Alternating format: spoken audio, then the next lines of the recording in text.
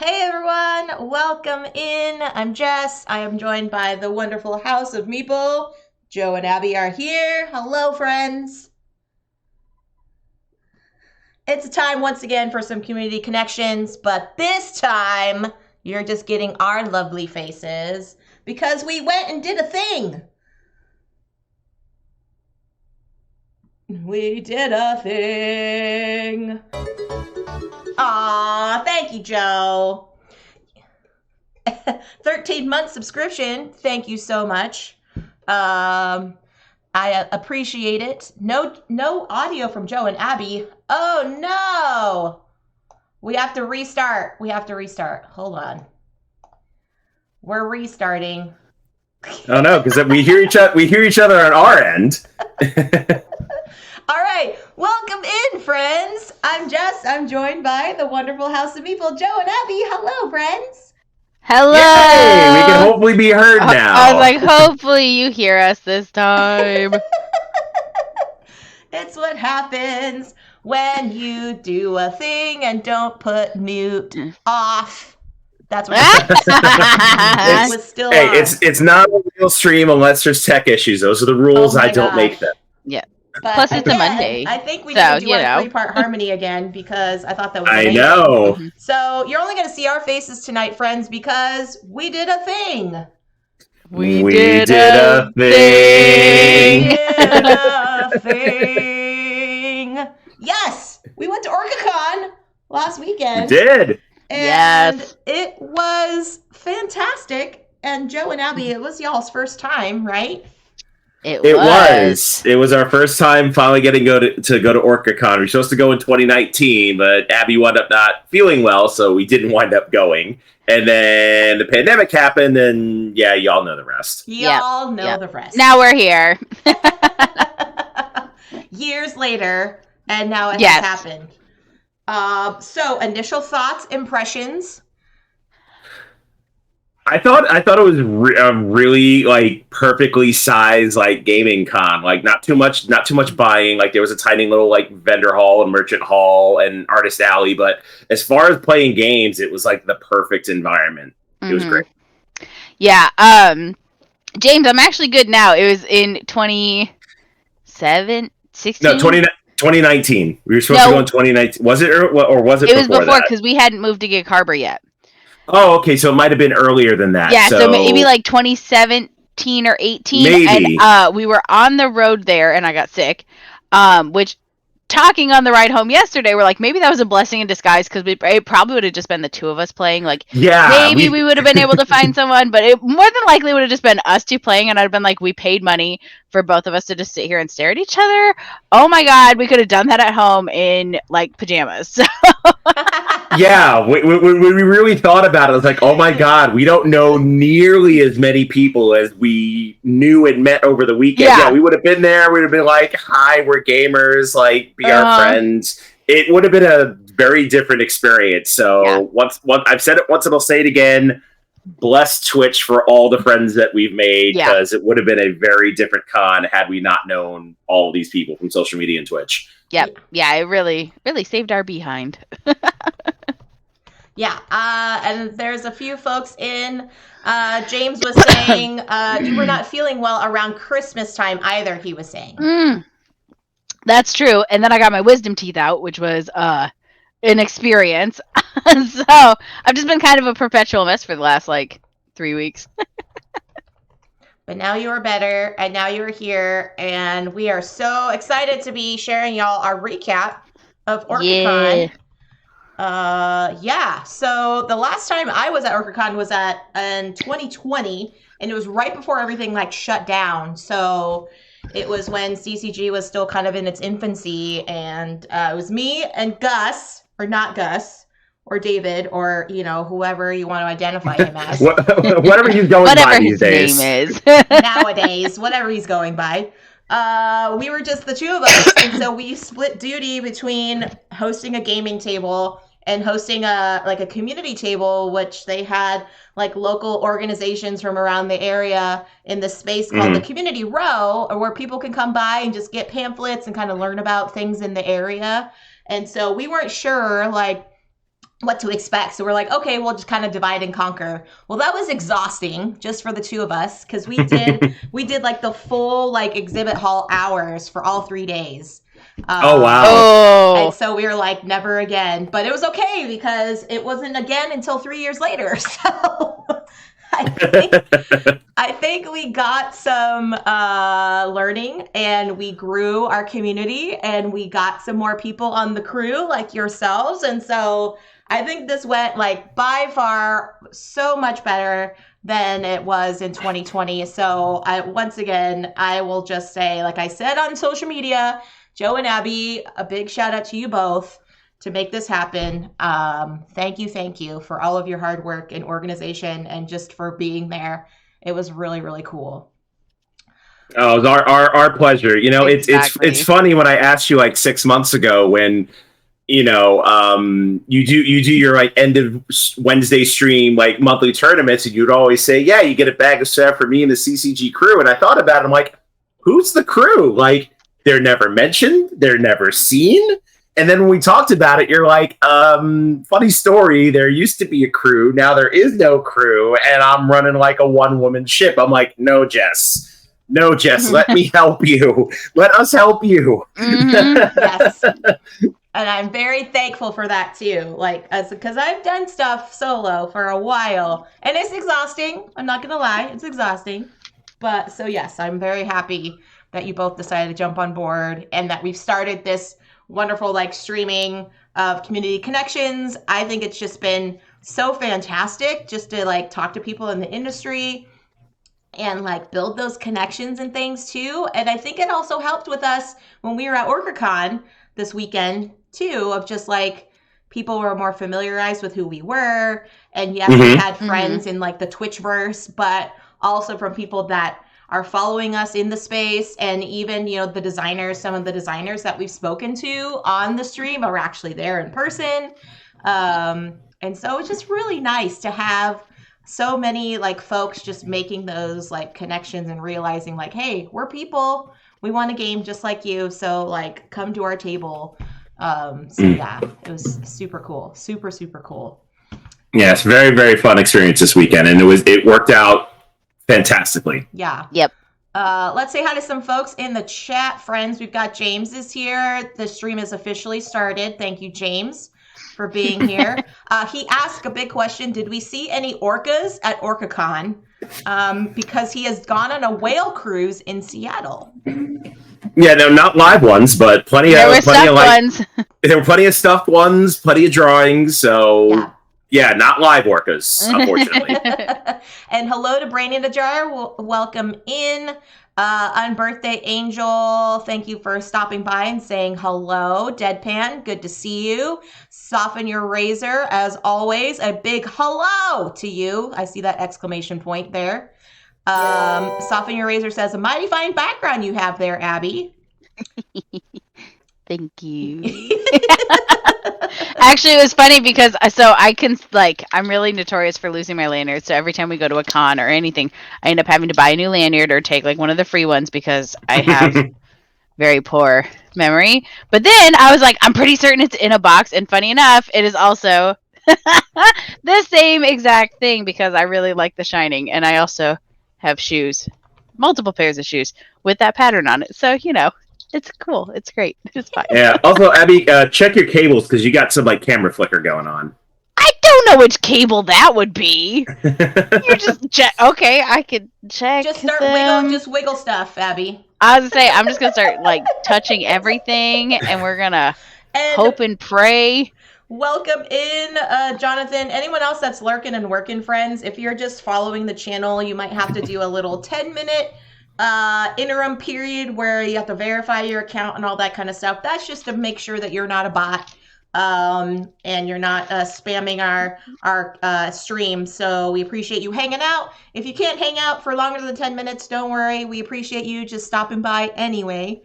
Yeah. Soften Your Razor says, our favorite movie theater has that pattern in their entrance carpeting. Oh, that's fantastic. Awesome. I love it. Oh my gosh! Okay. Oh my gosh! All right, whatever. Oh no, there it is. Whatever you did, I think you got it. We're gonna hope. I think it's the extender.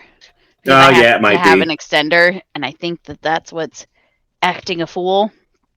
That's all right. It's all right. It's fine. Abby just have some special effects today. I was like, I'm just, glitching a little bit. Yeah. We don't have Sir Phantom Meeple today. We gave him the night off, so yeah. Who said he was going to take the night off? Nobody said he was taking the night off. Oh. I Well. mean, I'm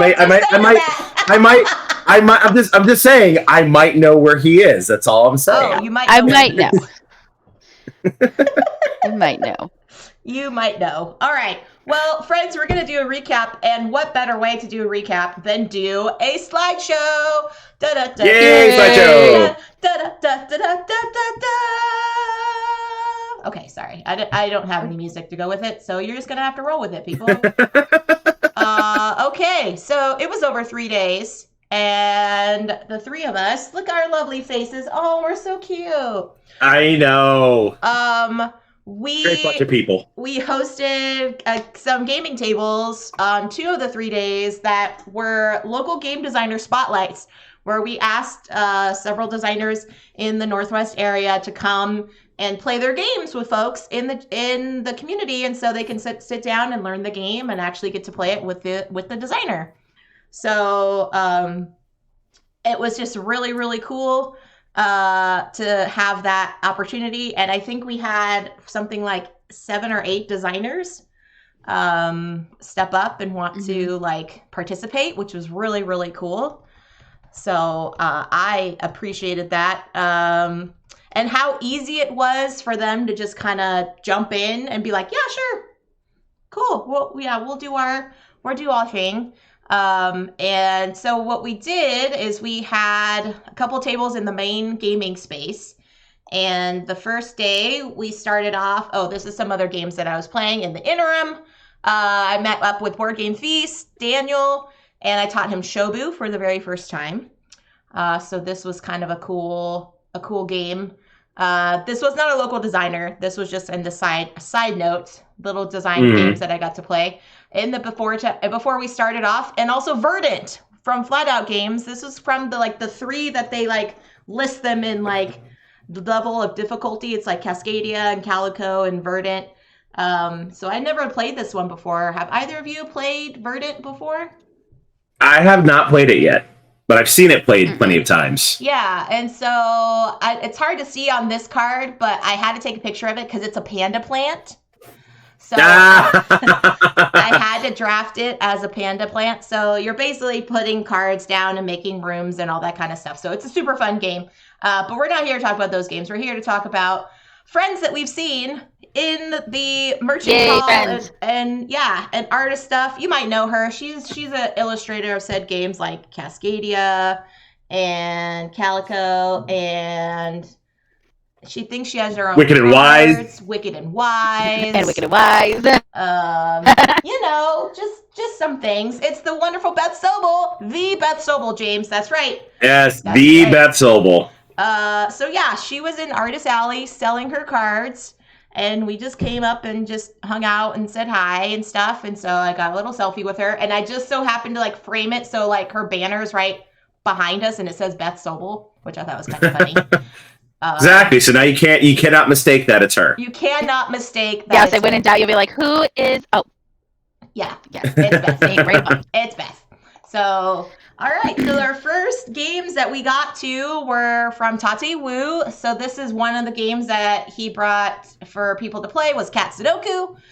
And so he taught people how to play it, and we had a couple tables going with Cat Sudoku. Fun facts, I'm sure he'll be okay with us mentioning this. He's working on another edition of Cat Sudoku that Joe got to demo. So what were your thoughts on it?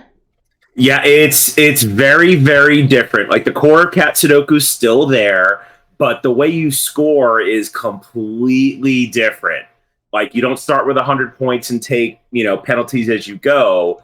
You get points as you complete sets of 6 numbers, but all your favorite or not favorite penalties are still there, your repeating numbers in your diagonals. So It's just a completely different way to play the game. And then as far as your wilds, the more wilds you take, you can trade points and get more wilds, but you have to sacrifice victory points to take more wilds. So it's really, really more puzzly, and I'm a fan. Yeah, so he's working on it. He's thinking he's going to theme it roll for Paris. So the cats will all be like French inspired because the first edition is roll for Kyoto. So yeah, we shall see. This is the other table that Abby was overseeing and playing along with. How did everything go at your table, Abby, when y'all were playing Cat Sudoku? Did people pretty much follow along?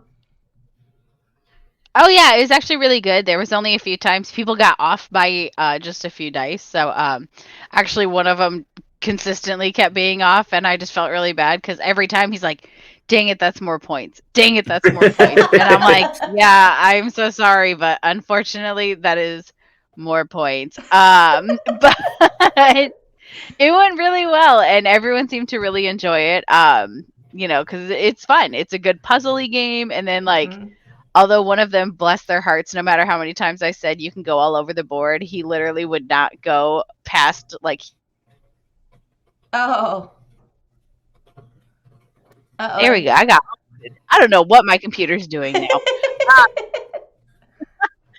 But it worked out really well. Nice. Yeah, so that was really cool because people could just basically come up and play and sit down with us, and we had enough gaming space so we can go ahead and play.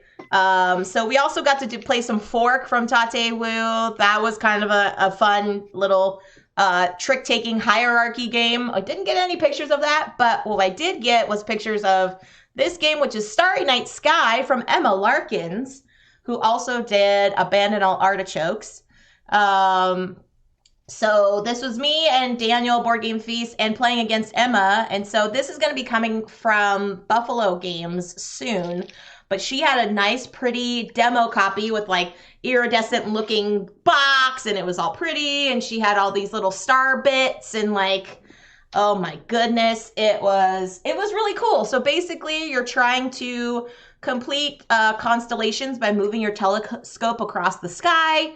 You draw the star tokens and you collect them into your little telescope area down at the bottom and just place them to complete things. But the kicker is each of you has a secret objective of a couple of constellations that you need to have completed by the end of the game. That's secret to you. So as the game progresses, some other of your opponents might actually complete those constellations for you. So it's a nice little kind of push and pull game, but it's very pretty. It's supposed to be coming out in Starry Night Sky. Family, it's very approachable, super quick to play and easy to learn. So it's I think Emma said it was ages 10 and up, but I honestly think anyone 7 or even 8 years old could catch on and get it. So, yeah. But on Abandoned Artichokes, Abby, Joe, we all got to play a game together. And Abby, you and I were saying how much it was so much better to actually play the physical game than just on BGA.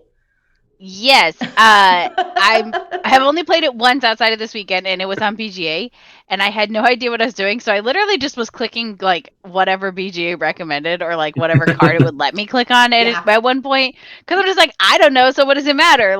It's so much fun. I really, really enjoyed it. Yeah. And you wound up winning that game. Oh, so I guess I won 4 games this weekend.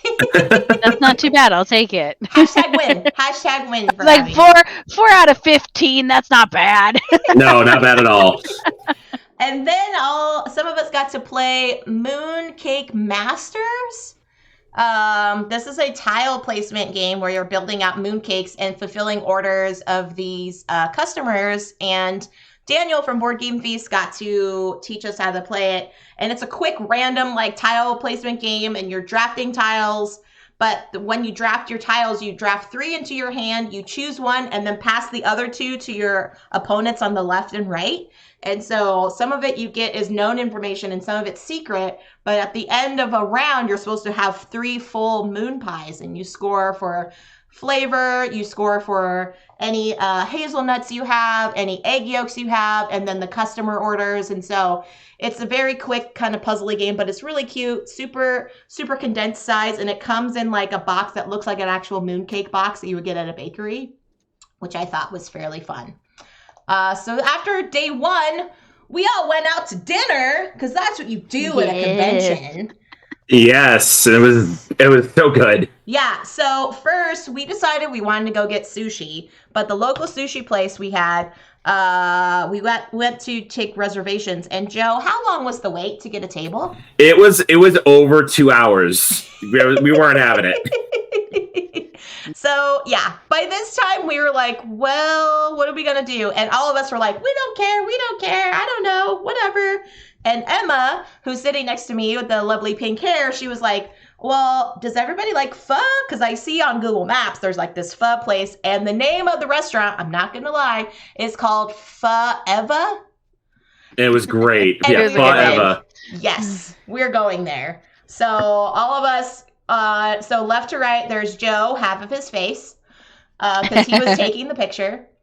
And then we've got Andrew from Board Game Spam, and then Abby, and then their Kidlit, and then Tate, and then Gus, Daniel, Board Game Feast, Emma, and me. So yeah, all of us squeezed around this table, got some delicious food to end day 1. It was fantastic. Fantastic. Yep. All right, day 2, friends. We got to play some games from the wonderful Fortessa Elise, Wicked and Wise, the team-based trick-taking card game. So here's one that we were doing a 6-player game, because yes, friends, this game goes up to 6 players. And so it was set teams of 3. I was paired with Jonathan over here, Geek Dad. Not my favorite partner, but he's a wonderful person. Not my favorite partner. Let me just say, Jonathan's here in the Speaking chat. Of Jonathan. He's like, speaking of Jonathan. There he is.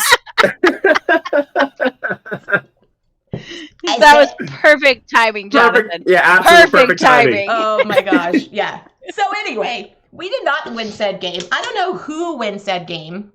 Fortessa and I did, and I will straight up say it's because of Fortessa, because I'm just like, she's like, I think this looks good, and I'm like, I'm gonna trust you because this is my second game. Yeah. And my first game I played with Joe, and bless his heart, because he's like, the rule was you can't talk about your goals. So I took that literally, like, you can't talk about anything involving your goals. And so we lost because he's like, why didn't you tell me that? And I'm like, I could have told you that. And he's like, oh my God, yes. I know, like at the end of the game, like I grab the tabletop card and I show it to her, and I'm like, it literally says you can talk about whatever the heck you want, just not when you have gold cards in your hand. And then she's like, oh. So yeah, we lost our first one. I was gonna be like, well, it's because it's for Tessa's game, so that's why we lost. She's a great teacher, but her and James just destroyed us. And then I was like, okay, no, I'm gonna actually go with. But after playing with Fortessa, I'm like, no, it's still Fortessa. That's why I won. Yeah, and that's also why I got uninvited to dinner. So, there was that too. You know what? I want to back up like 4 steps before we go past this slide. Okay. Why don't you tell the good people in chat, my dear Potato, what you think of trick-taking games? Okay. You know what? Listen.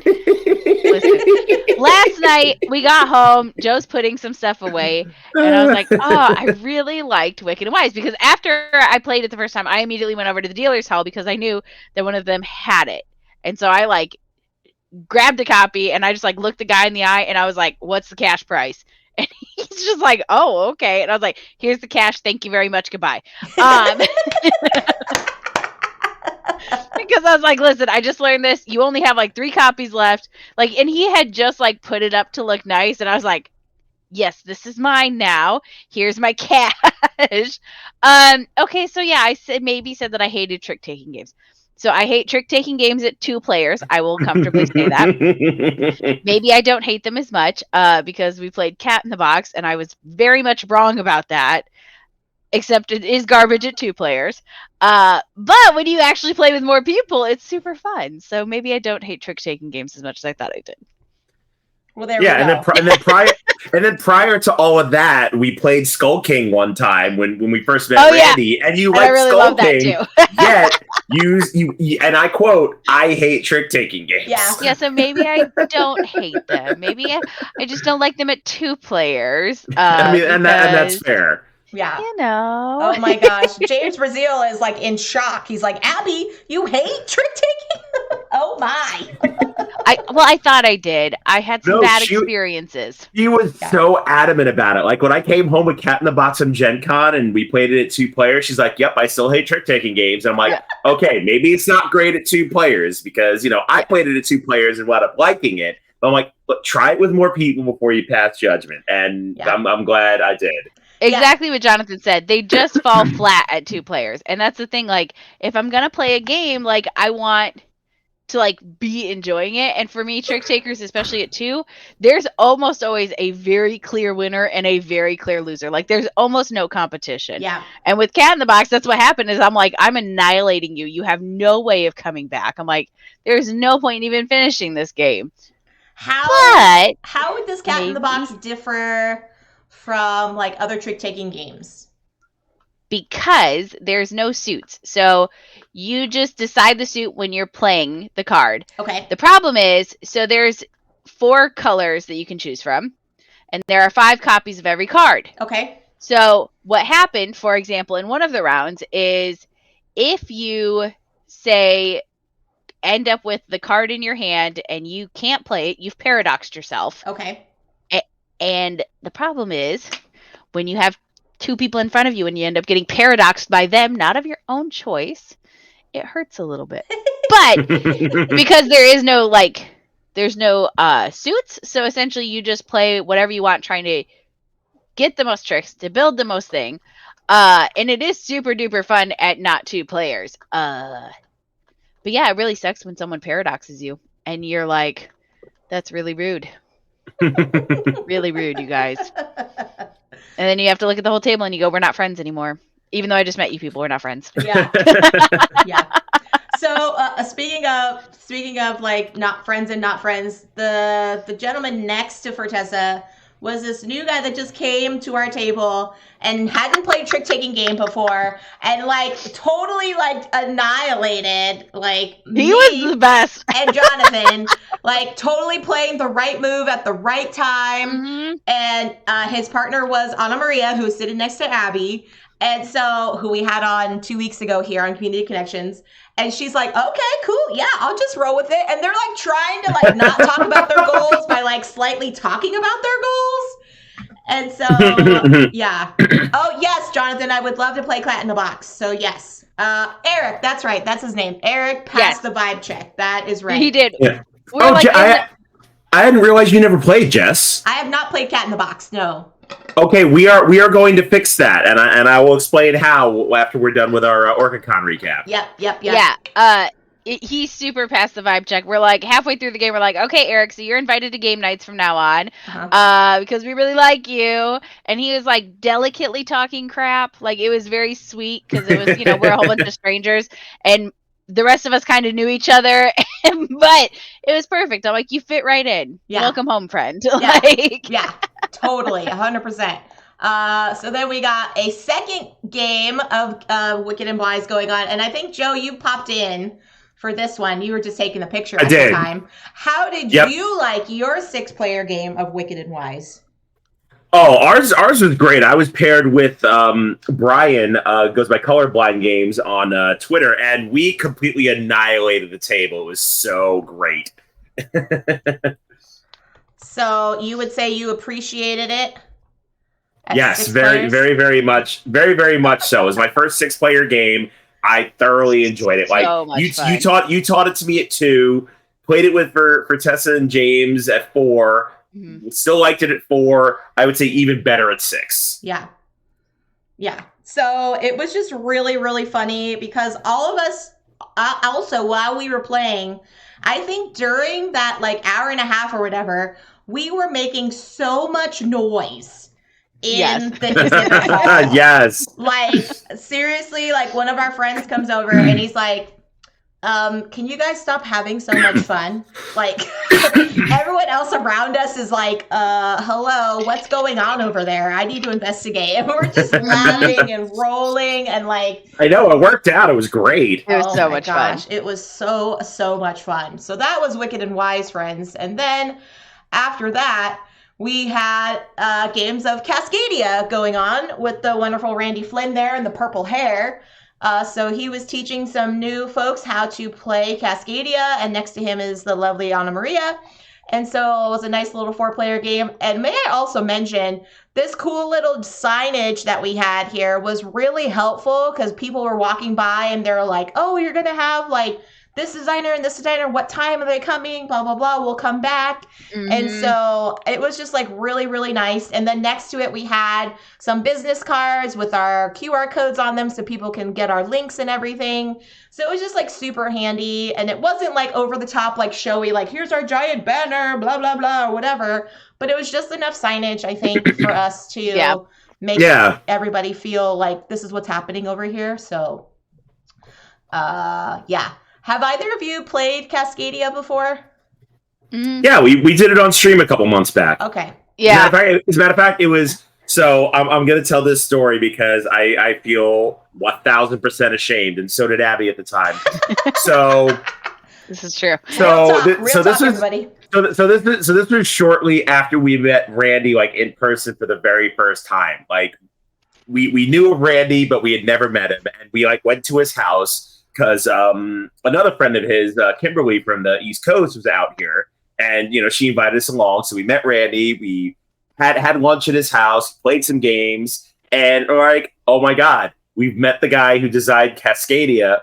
Not only do we not own it, we've never played it. So I had to feel like a butt. Like we just shared papooses with this dude, and we've never played his game. Yeah, we never played his game, so we felt so bad. So we guilt bought Cascadia. We did.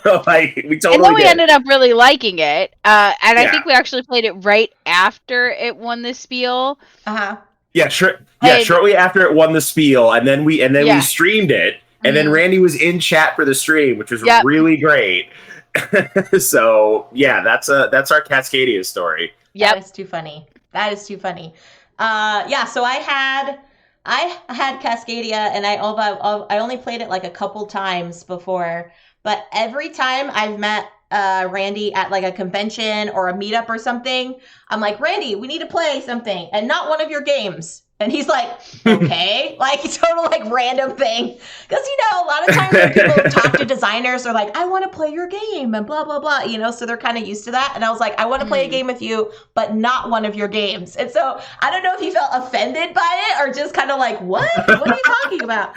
But we have never played a game in like the 4 years I've known him. We have never played a game together until this weekend. Like, oh, wow. It was just so funny. I'm like, Randy, are we going to hang out and play games this weekend? And he's like, I don't know, Jess, you tell me. he's such a great human. I love him. Such a great human. So after Cascadia, we were playing also Popcats Fighter from Estefania Rodriguez, which is a 1v1 battle card game. So here's Abby playing against her opponent. Abby, your thoughts on Popcats Fighter? So much fun. I genuinely loved this game. Like, first off, the artwork's adorable. So I was already like suckered in based on just the artwork that Arnell did. It's beautiful. But then I also love like the like laser wave look. Yes. So I'm like, I'm in. I'm about this. It passes all my vibe checks. But then it is actually so much fun. So you're essentially building a sequence of cards, either matching colors or shapes, to destroy your opponent. So then you got like Street Fighter feels going on. And then there's block cards so that you can block it. And it was so much fun. I loved it. I was like, I need this game right now. Yeah.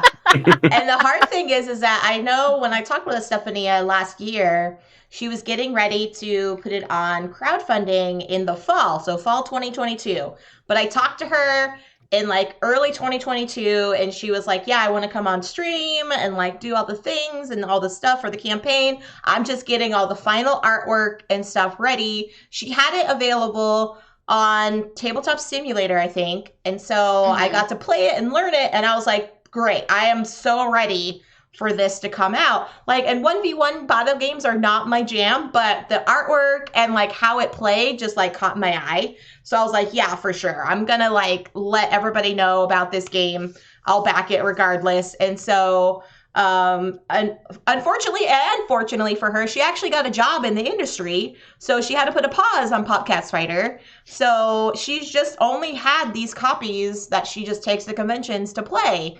So I asked her about it, and I was like, are you hoping to get this like crowdfunded again? And she's like, I don't know, because now she has a real job, so it's like taking that time to manage a campaign and like going through all the process is a lot of work.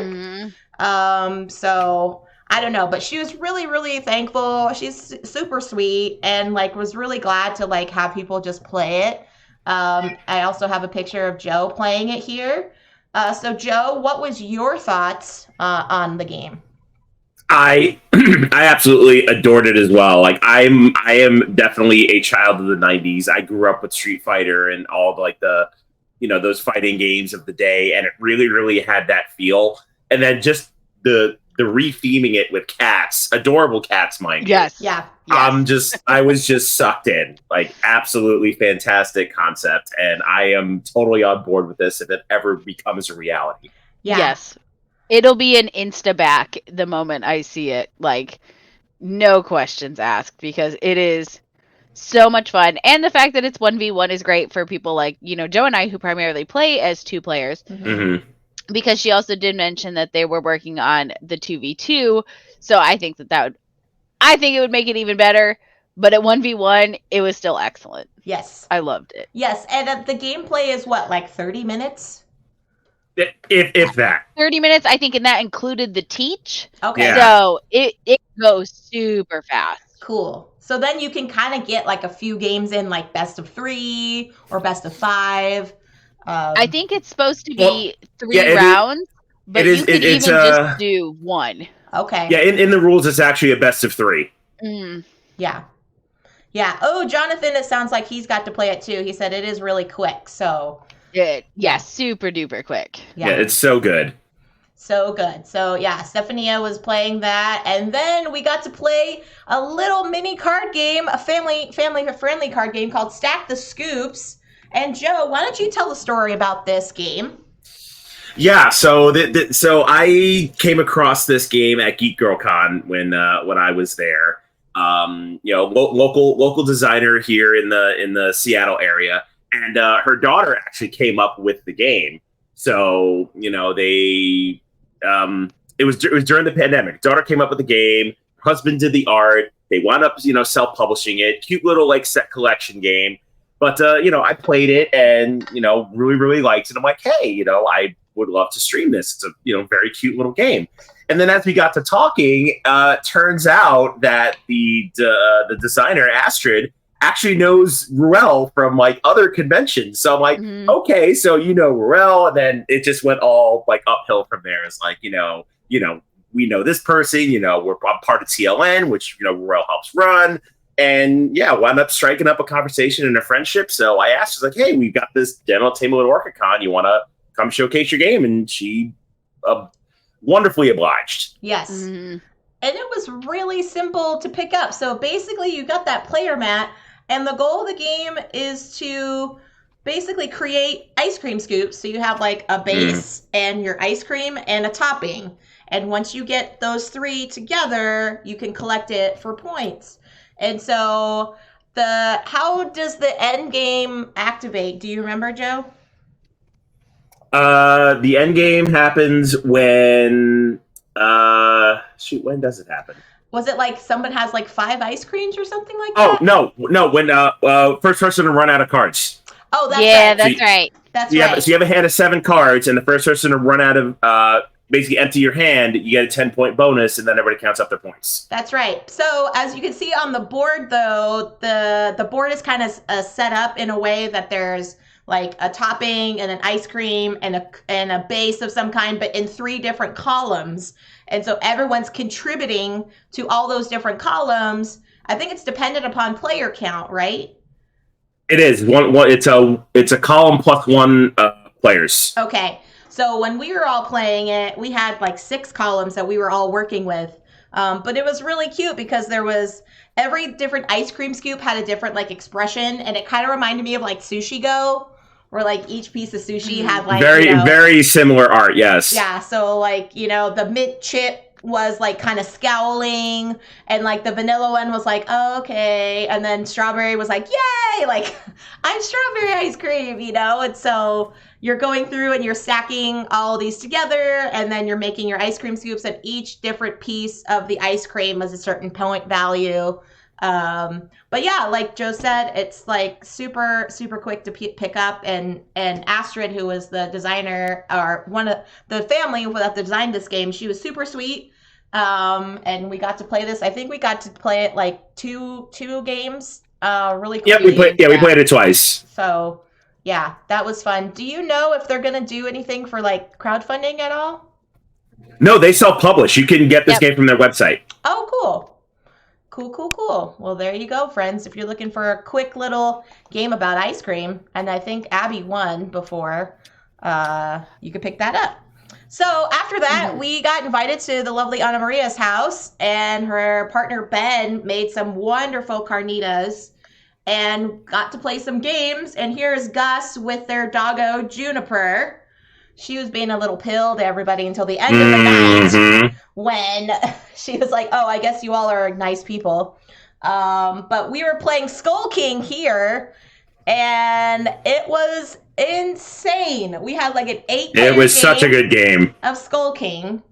And I think, Joe, you came from the last place all the way to first place. Is that true? It is absolutely true. I with the exception of 2 hands, I bid 0, but I made every single bid. It was ridiculous. Like, I'm not good at Skull King. I'm terrible at it, but this one time it worked out in my favor. Yeah. So friends, it has basic trick-taking mechanics. However, there are several cards in the deck that have special abilities. There's Pirates, which oversee number cards. There's Mermaids that overcome the Pirates. There's the Skull King that overcomes the Pirates. There's a Kraken that could totally annihilate the whole trick.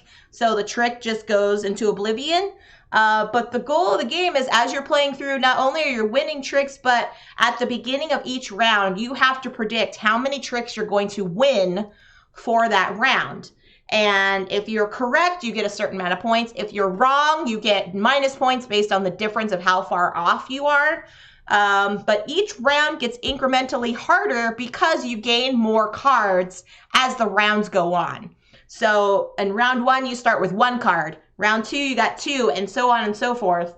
And so I think with the 8 players, I think we eventually played 9 rounds. So we would have 9 cards in our hand. And like, as you're playing things too, it's like you try to bluff, you try not to. And I know Daniel from Board Game Feast hadn't played it before. And I think Jonathan hadn't played it before, or if he had, I don't remember. And so some of us were like, what are we doing? And other people were like, yeah, this is what I'm going to do, and Joe's in the corner like, 0. I'm not going to take any tricks. 0. I'm not going to take any tricks. 0. And we're like, everybody thought I was out of my mind. Like how do you keep betting 0? Like, I don't know. I'm not good at this game, but apparently I knew what I was doing that night. Yeah. So it was just hilarious to play. And then there was, what was the other game that you got to play before this one, Joe? Before Skull King, we played a game called The Specialists, which is about getting together like Reservoir Dogs style like heist team to like rob banks and casinos. Yes, really fantastic game that Ben taught. It was really, really fun. Yeah, I got to play that actually with Jonathan before, and Gus and I really enjoyed it too. And so when they were like, oh, we're going to play this. I was like, oh, man. But I was torn. I was torn between playing that and also playing Long Shot, which I wish we had a picture of. But Long Shot is a super fun, kind of like party-esque roll and write game, where you are betting horses on a horse track. And you can like place your bets. You can get influence on other horses by rolling certain numbers and all that kind of stuff. I learned it first with Joe and Abby, and I was like, "What is happening in this race?" And like Joe and Abby were just like going at it, like, "What? Why are you doing this?" And I don't remember who won. I think Abby won. Abby did win? Yeah, I did. But yeah, so you bet your horses, and if they cross the line, you get, not only do you get the purse from that, but you also get what your bet is at a certain multiplier, depending on what number of horse it is. But we played like a full like seven players of Long Shot at Anna Maria's house, and it was like, oh my gosh, like it was so fun, because you're sitting there like trying to keep track of your bets and everything too. But then there's also parts in the game where if you get like a column or row of numbers like sequence that crossed out, kind of like Ganchon Clever, you can activate a bonus action. And some of those bonus actions are moving horses backwards along the track. Yeah, that is so brutal when that happens. It's so brutal, and it happens so many times in our game. So like somebody would be like, I'm going to move the 5 back 3 spaces, but I'm going to move the 2 up 3 spaces. And then the next person would roll and they're like, well, I'm going to move the 2 back 3 spaces and move the 5 up 3 spaces. And it was like, oh, good gravy. But you just keep laughing. And it's like really a lot of fun. Super clever. It's from the people that did Roland Right? Roland Right, the Roland Right. Yes. And Joe, you were saying the solo mode is you're actually playing against Roland himself, right? Yes, yeah. The solo bot in Long Shot is Roland Right himself, which is great. Yeah, it's super clever. Do you know who published that game?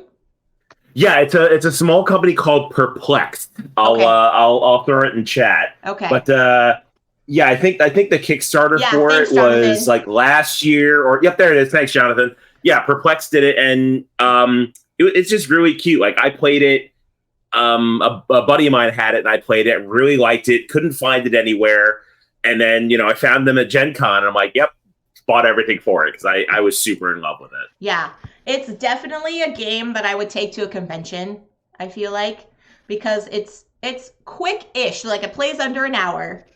And it's easy to kind of like pick up. I would say if you're like familiar with flipping rights and rolling rights and things, but it's not like, I wouldn't say it's like super crunchy either.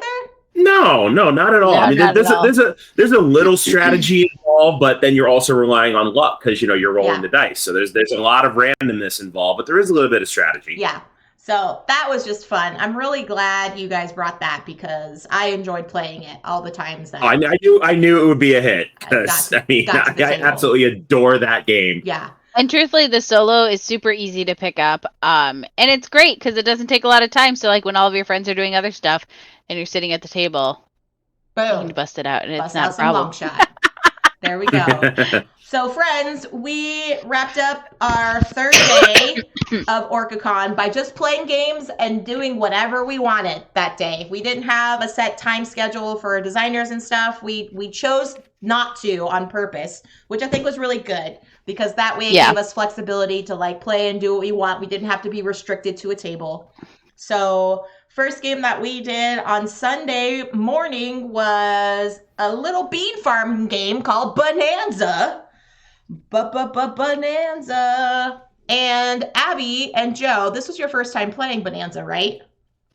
Correct. Yeah, never played it before, but we're both suckers for a good Uwe Rosenberg game, so we were all about it. Yep. And so you see, this is from Abby's perspective. She's got the coffee beans going. And my word, y'all were trading beans like nobody's business. Like, here, do you want this? Oh, sure, I'll take this. And everybody's like, what? What is that trade?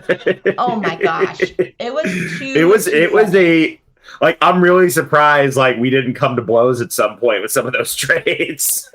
Oh my gosh. I was just like, everyone's like, why would you? Because I gave up some real expensive beans for a very low price. And I'm like, listen, they're just in my way. I don't want them. Homeboy is hoarding like half of them. I might as well just let him get this thing. I'm not winning, so like, who cares? Yeah. See, Jonathan's got it. Total collusion. There was a lot of collusion. I will say, to be fair, there was one time when Andrew, Board Game Spam there, was like, here, I'll give you like 6 cards for like 1 card on the table. I was like, okay. And everyone was like, what? Oh, absolutely out of his flipping mind. I'm like, what are you doing? Yep. But it totally helped his hand because he was like, okay, dump. Because in this game, friends, you can't reorganize your hand. So once it's dealt, it's dealt. And when you play cards into your little bean field, which is that piece of paper right in front of Abby right there, you have to play whatever is on whatever, your right side, and then you place things in the back on your left side. So you must play from your right side, whatever is face up, you must play it into your bean field.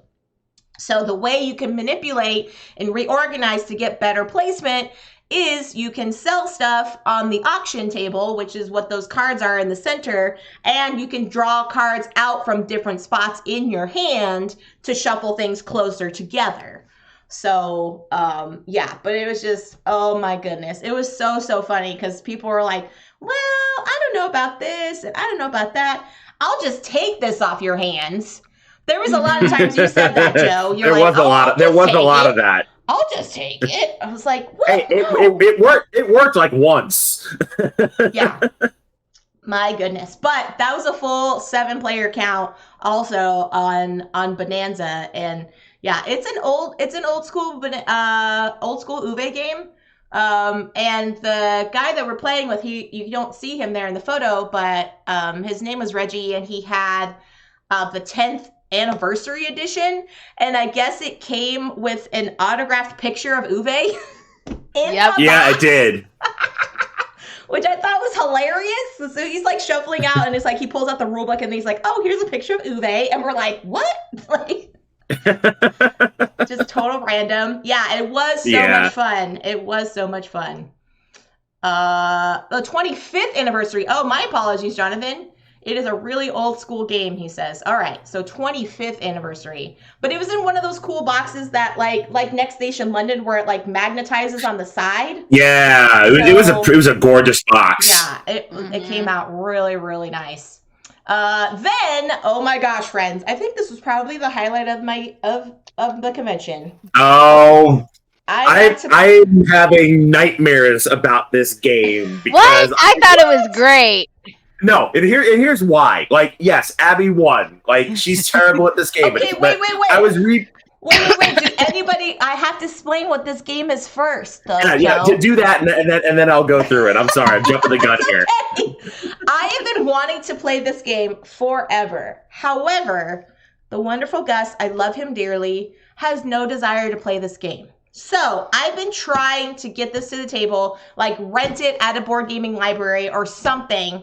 And when I saw it in Joe and Abby's bag of games, I was like, this is getting played this weekend. And Joe prefaced it by saying, Jess, it could be up to 3 hours. And I said, I don't care, Joe. We're playing this game.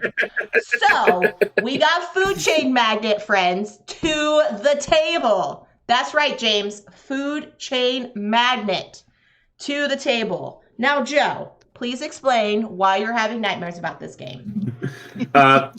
So to answer James's question first, no, it was just the base game. We didn't throw in the expansion with any of the extra modules. But I was replaying the game like in my head, and I'm like, okay, first off, made the rookie mistake of not having any money before getting like staff upgrades, so I had to fire them immediately. And then at the end of the game, I completely sabotaged myself by not having burgers, and I just handed Abby so much money, and I was so mad at myself. Yeah. Well, to be fair, he was like, I'm going to market burgers. And I'm like, bruh, you better get some burgers. But then, poor Jess. Yes. She helped me.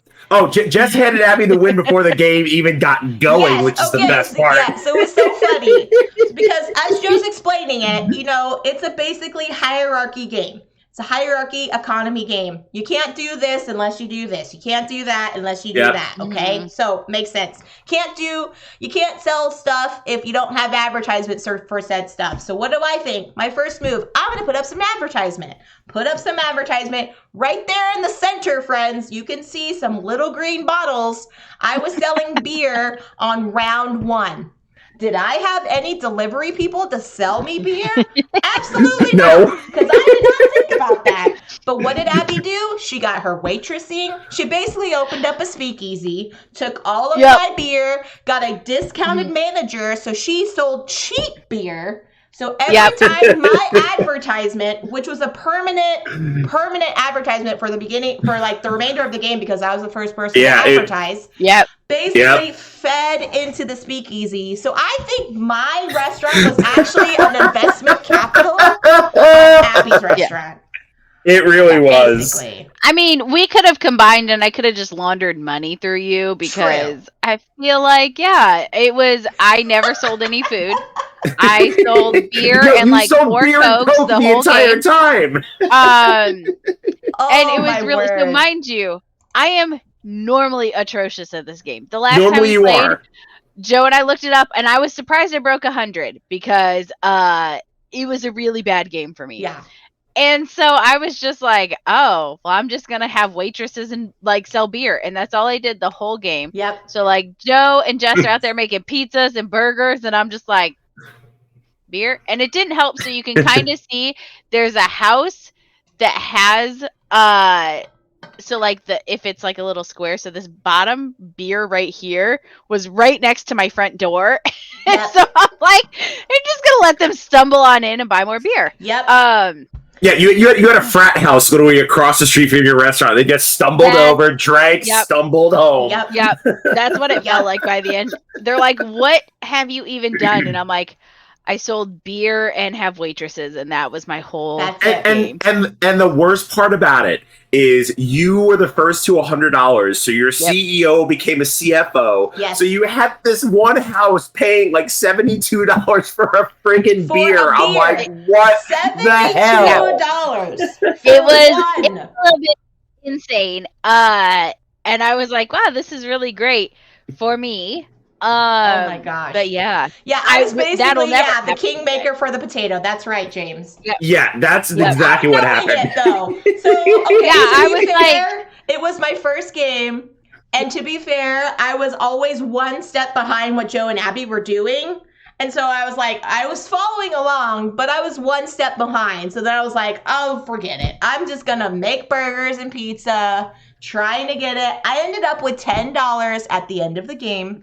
Yeah, you ended in the positive, which is good. For my first game, I call it a win. I think, Joe, you had like $300, and I think Abby had like close to $600. So yeah. It was just insane. But I enjoyed it. I really enjoyed it. But then at first when I was like, shoot, permanent beer right next to Abby's restaurant. Yeah. I was like, oh, good gravy. What did I do? Andrew says he's going to employ you at Oktoberfest Strategy the next time you play. I do recommend it. And then Joe, bless his little heart, was trying to like screw with me. And he's like, Abby could put a restaurant down here. And I'm like, no, he's going to go for cheap beer to try to get his beers. Because he's like, open a second restaurant. But then you won't have the cheap beer. And they're going to go for the cheap beer. And so then at the end, I ended up winning with cheap beer, which definitely confirms the frat house theory. Because by the end, I went from like $72 a beer to like $14. Yeah. I was just like, it's fine. It's fine. Yeah. And then so Joe was like, I'm going to go on the pizza game. So I was like, okay, I'm going to go on the burger game. However, we both had advertisements in the same neighborhoods. Same house. But we both could not do pizza and beer on the same round. So all of these houses were so upset and kept buying beer from Abby. Yeah. It's exactly what happened. So there's my little hierarchy of people. I didn't have a lot of people. I ended up with a burger chef and a pizza cook, which I was like, I'm ready. But I mean, Abby just like broke the bank so quickly. There was no chance. Absolutely no chance. But I enjoyed it. I will definitely play it again. Now I know what to do. Do not put advertisement next to your neighboring house. Like, that's just not a good idea. Neighboring business. Just don't do it. Just don't do it, friends. So that was too funny. And then finally, friends, we ended up with this nice little prototype. Abby, do you want to talk about this one? Because you seem to really enjoy it, my friend. Oh, I did. I really love it. So Cody from Jellyfish Games ended up behind us chatting. So I inserted myself in his conversation with Arcane Comics on Twitter. And I was like, hey, you're both my Twitter friends. And I've never met either of you in real life. So now we're all real life friends. And then Cody mentioned he had this game that he's like, oh, I'm hoping to get it out to reviewers soon. Do you guys want to try it? And I was like, heck yeah. I don't know what it is. He's like, well, it's quick and easy. And we're like, okay. He's like, you're aliens building crop circles for a contest. I was like, heck yes. And it's called, I think it's crop circles, and then there's another word that I'm forgetting. Crop circle champions. Champions. Yes. There we go. I'm like, it's something with a fight. Yeah, Board Games Man, they were there, and I would have missed them had they not been literally standing right behind me. And he's like, all I hear is, oh, you're Cody from Jellyfish Games. Oh, I'm Arcane Comics on Twitter. And I was like, and I looked at Joe, I'm like, do I do it? Do I just interrupt their conversation? Yeah, and he's like, yeah, do it. Yeah, absolutely do it. It's like, when are the next time you're going to see these people?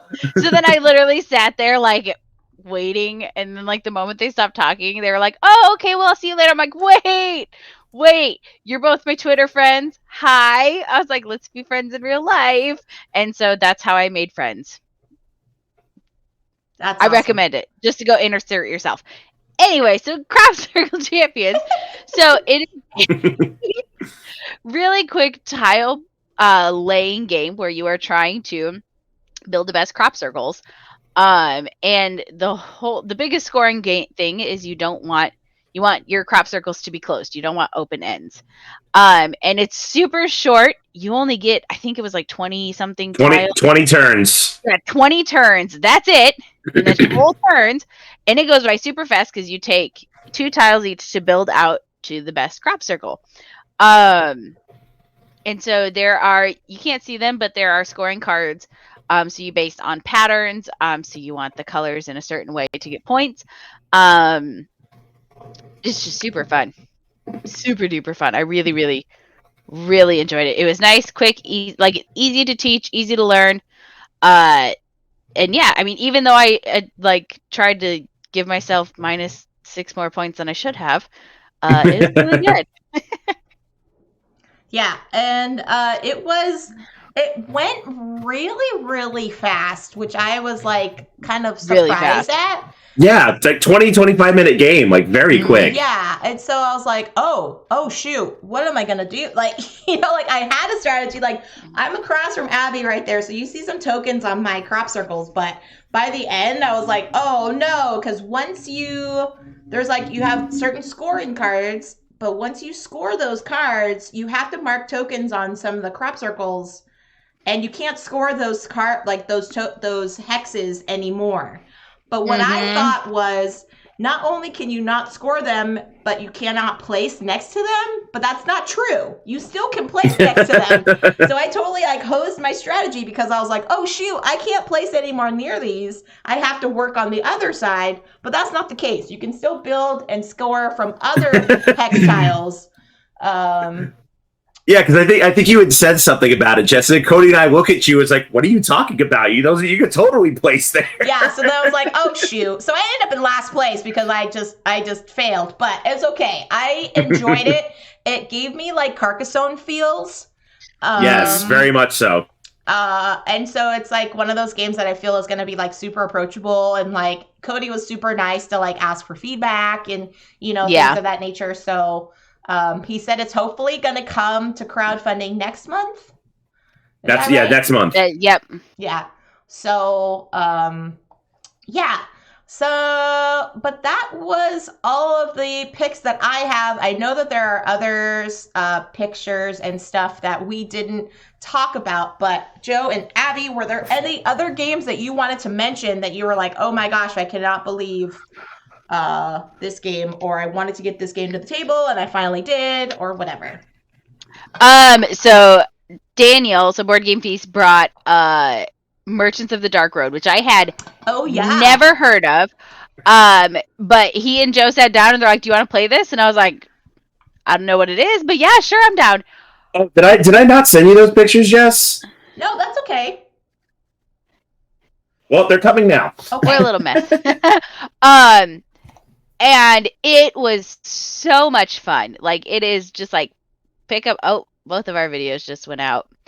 Oh, it's not. Jess is doing things. Oh, okay, I was like, oh no, here we go. So pick up and deliver, I think would probably be the best way to describe it. Oh my god, it was so much fun though. It was not hard to like understand and pick up. I think it's going to be one of those games I'll play 50 times and I still am like, I suck at this game, but I love it so much. Yeah. Yeah, totally. Pick up and deliver, resource management, action selection with dice, like super fun. Oh, I will say I love having played like Diablo or a game where you have your resource management in like an inventory grid, like an inventory box, and you have to do that with your goods, which I absolutely loved until all of a sudden I had like 2 loots and I could not fit anything. And Joe's like looking at me, he goes, "Haha, you can't fit it." And I'm like, but for a game that I had never actually ever heard of, it was so much fun. And thankfully Joe bought it while we were in the middle of playing it because I loved it. Nice. Very nice. Yeah, no, I was feeling the brain waves, and I'm like, Dave's explaining. Actually, the funny part is, so Dave's explaining how to play the game. Like, he's like 3/4 of the way through the rules, and I'm on my phone, like on Elk Creek Games website, like ordering the game because I'm like, yeah, this is gonna be a hit. Yeah, I know, James. I'm getting it fixed. Please hold. I was very much like, and of course, Joe's got like what looks like this like resting cranky face, and I'm like, "Bro, are you okay? Like, what are you doing?" You were like, and he's like deeply in thought, and I'm like, "What? Are you Are you good? Or do you need help? You need the doctor?" No, like, and I'm just like, what's your issue? It's like, give me a minute. And then he's like, "I'll tell you later," and I'm like, "Bro, no. That's not how this works." And I'm like, "Oh, I really love this game." And then he goes, "Yeah, I bought it." And I was like, "Oh, that's what you were doing." Yeah, I was like, good, because we own it. Yeah, I was like, "Oh, I got you." Also, the upgrade bits. Oh my! Yeah. I love upgrade bits. I love them. Some of them I don't think are worth it. This one, whew. No, this game needs the deluxe components. Like, it totally fits in with the atmosphere of the game, the theme. Good. Like all the metal coins have like a great feel to them, and like each of them have like a different weight. Like, they're not clunky; they're gorgeous. Yeah, they're all colored. You could, if you like, put them all in your bag and smack somebody with it, it might hurt them a little bit. Like, they are chunky, beautiful coins, and I loved them. Yeah, didn't Daniel actually, like, that was the deluxe version, right? Mm-hmm. Yes. Yeah, that was the deluxe version, and that's the version I bought from Elk Creek Games. I'm like, no, I'm not doing retail on this. Like, this is an absolute gorgeous presentation. Like, I want all the nice bits. So I'm like, you know what? This is like our hurrah weekend. Like, we said to ourselves, like, we're not doing anything till Gen Con because, we want to have, kind of do the same thing there where we can just kind of go nuts a little bit. So, like, all right, we put some money aside. Like, we didn't really buy a lot from the con. Like, we're buying this. It's happening. Well, I mean, Abby did get some stuff from the con. I did. Besides I have Wicked and Wise. I got Wicked and Wise. I got Ship Shape. Funny enough, because it's the board game I always forget the name of, and then I look at the name and I'm like, what is that, and why is it on my Amazon wish list? And Joe's like, for the last time, it's the tile laying game with the rats. And I'm like, oh my god, I love that game. And he goes, but you can't remember the name of it.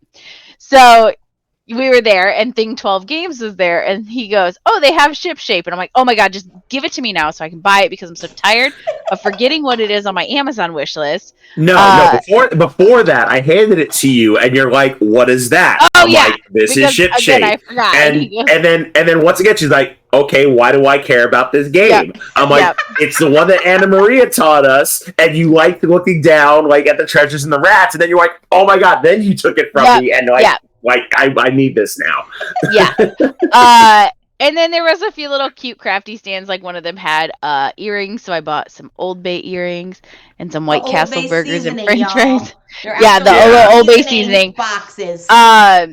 Which, funny enough, got me the Old Bay's got so many comments. Everybody was just like looking at your ears, and you're just like, oh my god. I went back the next day because our kiddo wanted to look at some stuff, and I was like, by the way, the Old Bay earrings, a hit. You probably need more of them because I got so many compliments, and I'm like, oh hey, they're over there. Just go over there. But I think those were the only 2 games I bought at the con. I did buy some other stuff while we were at the con, but that stuff is all being shipped. Yeah, because so stuff we didn't take pictures of, like Eric Yurko is there, which he's an absolute delight. Yeah. But I'll get to that in a second. So there's a picture of the deluxe edition of Merchants of the Dark Road. Like, seriously, absolutely amazing game. Yeah, very, very cool. Very, very cool. And like, when I was it has such a wonderful table presence. Yes. And so it's like, oh, this looks really cool. I know Gus was interested in playing it, but he was off playing other stuff. So, but we'll have it soon. So he might get his chance. Awesome. So yeah, there's that one, and one more that I will mention that we didn't talk about. Yes, we didn't talk about it. We need to talk about it because, if Jonathan is still here, oh my God. So I knew nothing about this. I heard about it in passing at the con, and Andrew brought it up. It's like, hey, Jonathan has this game called Emperor's New Clothes.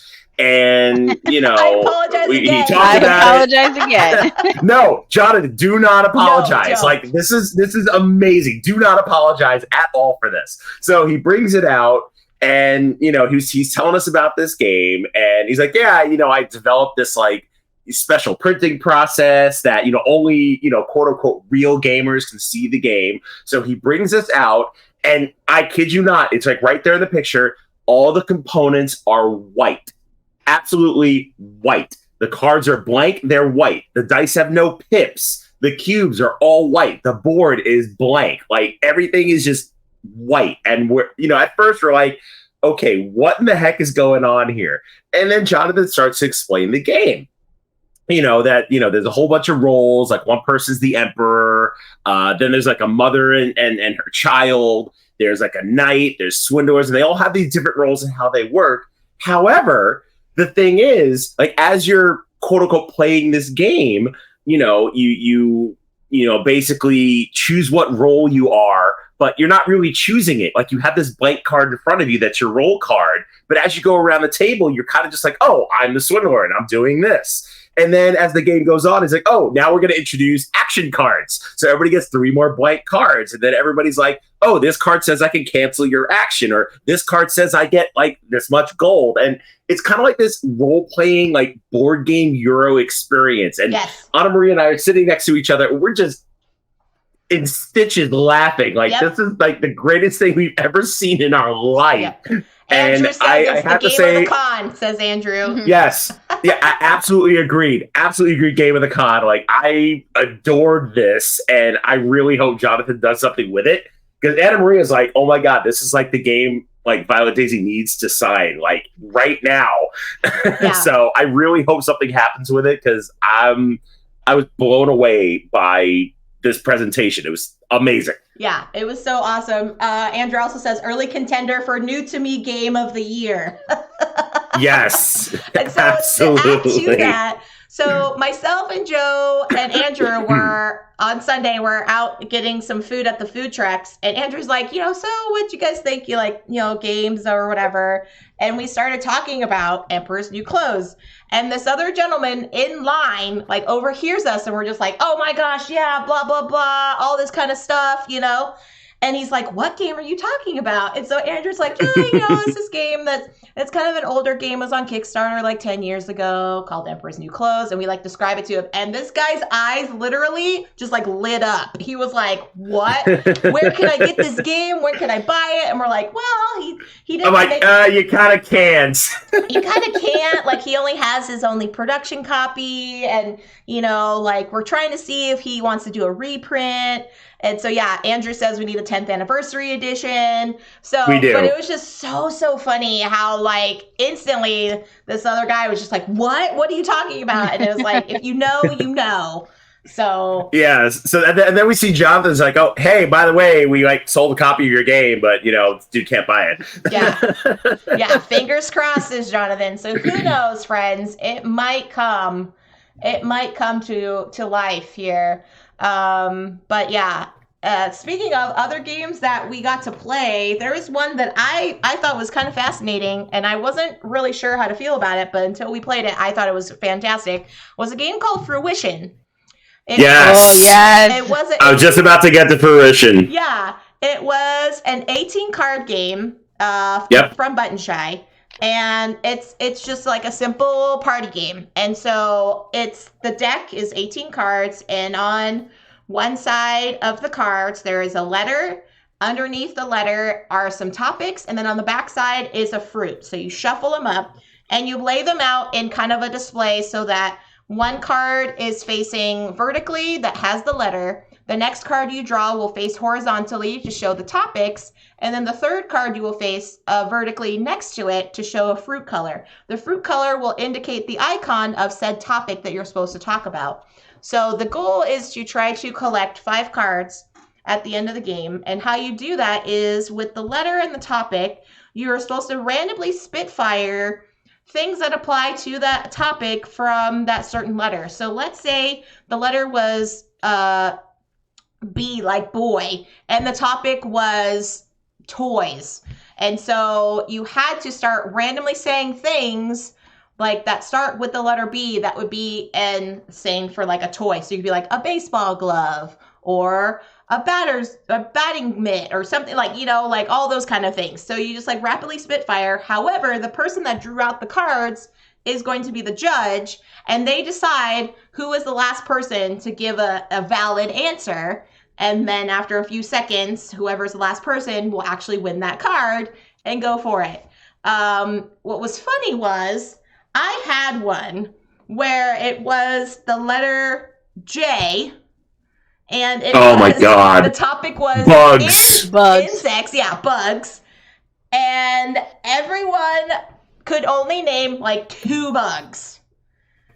And out of nowhere, so there was a June bug, and then there was Japanese beetle. Japanese beetle.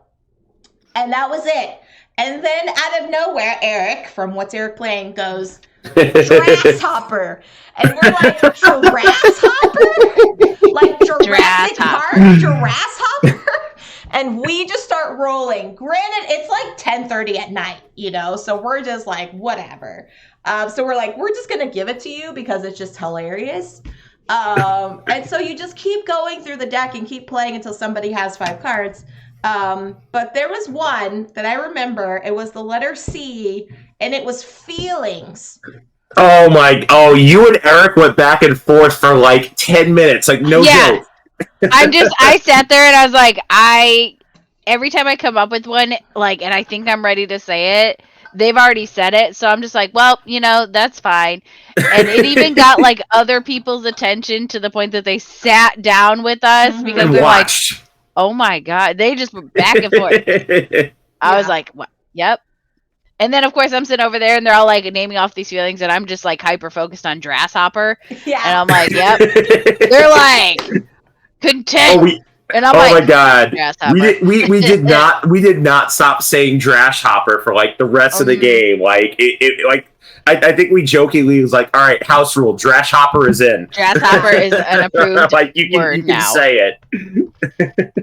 Yeah. So, oh man, but that was like, I was like, oh wow, because I could not, like, I was thinking, I was like, I could get a few, But then every time Eric would say one, I was like, okay, this one, and then this one, and it was like watching a tennis match, like ping pong, like going back and forth. But then afterwards, we had to like shake hands. We were like, well done. Like, this isn't supposed to go that long, but oh my god, it was the ultimate duel.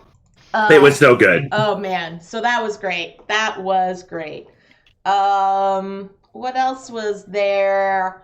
Are there any? And then we played. And then after that, we played Sweet and Spicy that Eric also had. Yeah. Yes. Talk about that one, friend. So much fun. Yeah. So it was.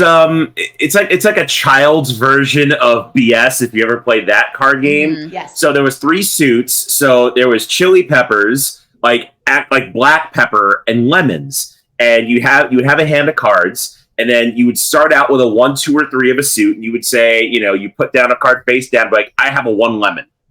And the next person was go. You have to play higher than that. But you could, the person after you could be like, no, that's not a 4, or that's not a lemon. But, you also had these like total wild cards in your hand that could pretty much be whatever they wanted that you couldn't call on because, that's just the way it is.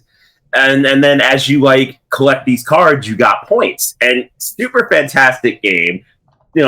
Terrible little bluffing game, but it's very cute. Yes. Yeah, and then they had like wilds where you could put whatever you wanted down, but it only reached up to 10. So when someone reached a 10, you had to start over. But the 10 could be anything.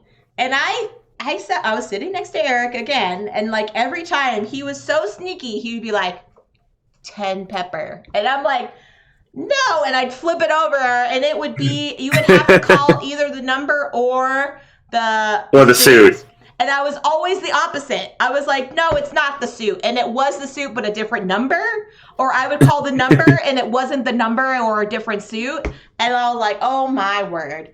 But the art was super cute. And I think there was one time where we got confused between the chili pepper and the pepper shaker. Yes. Oh my god.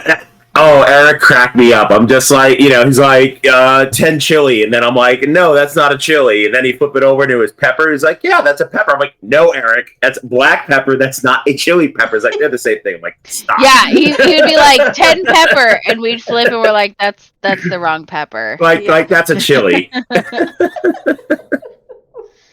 Yeah. It was too funny. I will say OrcaCon has to be up there for one of my favorites. The volunteer staff are just so friendly, so open, so welcoming. Everything was like very well organized, and people were like informed. And so you had a question, people generally knew where to direct you.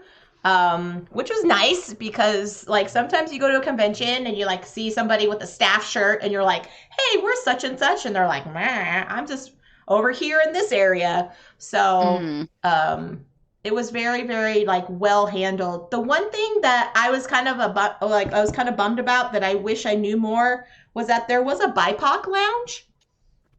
And I never had a chance to go. It was like on the 10th floor, just like off the beaten path. Like never had a chance to get up there. I wish I did. Never had a chance to get up there, and unfortunately, there wasn't any like signage about it except like by the elevator was like listing everything on the different floors. There wasn't any other signage about it, so I was kind of bummed that I didn't get to like check it out.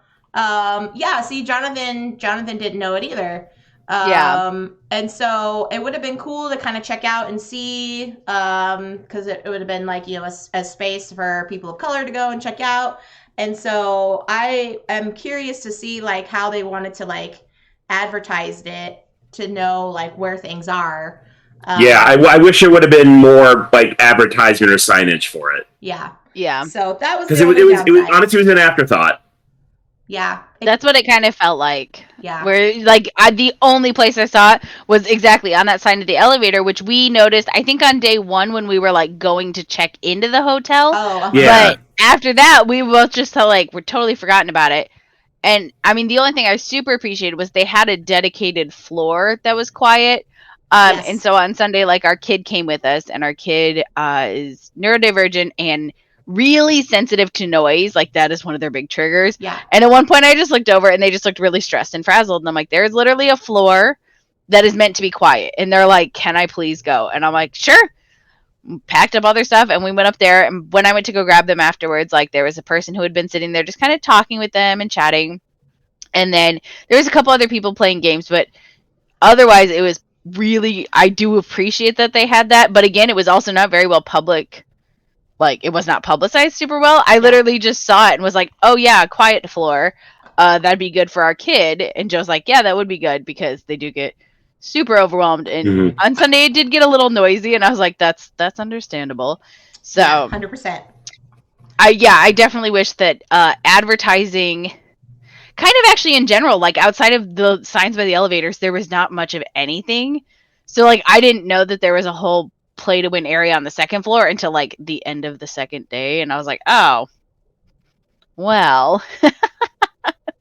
So that could have done better. Yeah. But I think that like everyone just felt like it felt like welcoming and very homey. Yes. Yeah. Very, very homey. And it was a few people that not only like yourselves, but I know like Tate was his first time. I think it was Jonathan's first time to go. Yes, James, there was an app, not necessarily an app, but there was a thing called Sketch, which is like an event scheduler, but it just listed times for like things that were actually scheduled, and it didn't really have like full on map of stuff.